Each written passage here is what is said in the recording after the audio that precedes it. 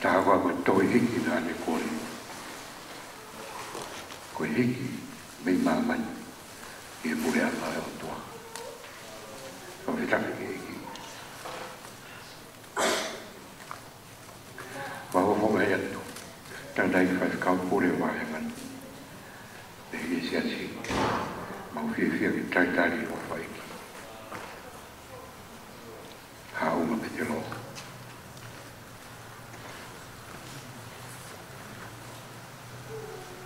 ko ta mai na le fai no o si ki awelenga ki he waife ki he whanau ki he lotu maa ki une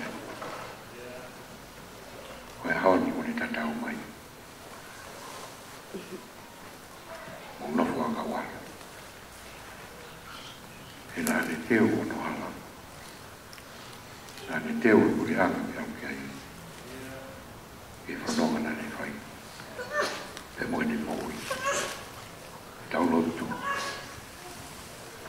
E tua mau tamai tai matai a Fiona. Mau fia mau pēki a whainga maari ki mau hui a te koe. I e mau ilo kai toi a hao tua i a koe a Fiona pe. Ko koe tō taha me uku ke pūre me ke hao niu e uni me si koe ni. Ka koe mea te pū. Ko pūre whakarewa. E misi mo tatau e a Fiona. Ma whamaro atu peki a Fiona. Ko e hui ko e ma wau sia e ulaksa pati e whae mahi na o tau koe. Ka hui e loi mata.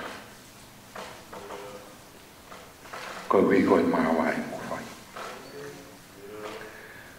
Leo mau tai. Leo mau mama. Ka kukei maa no li beho pure au. Ringa me mau tangi mo mau mai ko. Fora tau e mau fe au. Fora tau e mau fe oi. Ko e honi ko ke to atu ia me mau lo to. E ki mau hanga pe ki a Fiona. Si i to ga mai fa na mai family.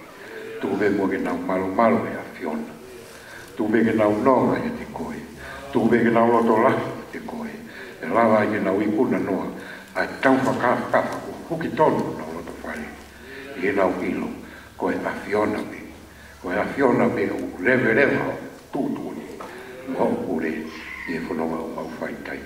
Tō koni mai lau maari, ngai whatongi au toa o e whamawa e o koe. Whamore a Fiona.